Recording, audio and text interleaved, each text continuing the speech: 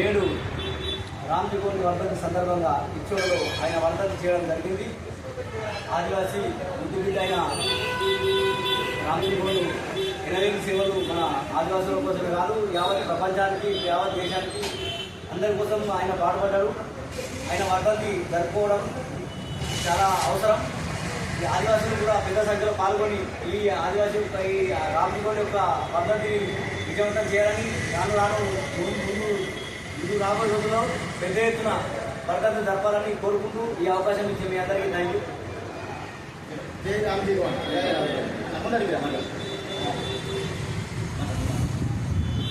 రా అన్న, వీడియో తీసుకున్న ముందరికి రా, వాయిస్ క్లియర్ వస్తుంది. దూరం ఉంటే వాయిస్ క్లియర్ రా.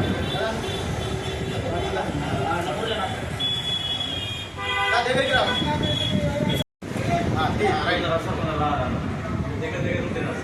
స్టార్ట్ అన్న. జై ఆదివాసీ.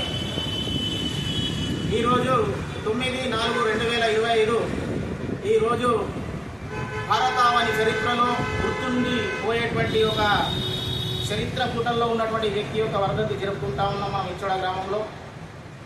1857 మొదటి స్వాతంత్ర యుద్ధం భారతావనిలో జరుగుతున్న క్రమంలో ఇక్కడ స్వరాజ్యం కోసం పోరాటం చేసినటువంటి ఒక ఆదివాసీ మహా పోరాట యోధుడు మన రామ్జీగోండ్.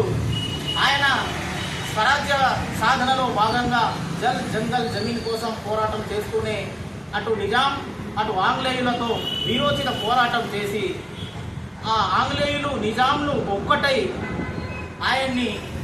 ఆయనతోటి ఉన్నటువంటి సైనిక వ్యవస్థను చిన్నాభిన్నం చేసి ఇక్కడ దగ్గరలో ఉన్నటువంటి నిర్మల్ ప్రాంతంలో 1000 మందిని ఊడల మర్రి చెట్టుకు సగం గొంతుకు వాళ్ళను వేలాడదీసినటువంటి చరిత్ర. కాబట్టి ఈ చరిత్రను మనం మర్చిపోవద్దు.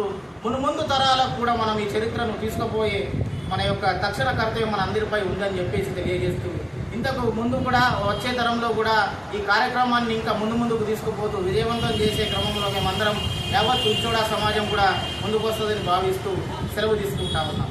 జై హింద్, జై భారత్, జై ఆదివాసీ.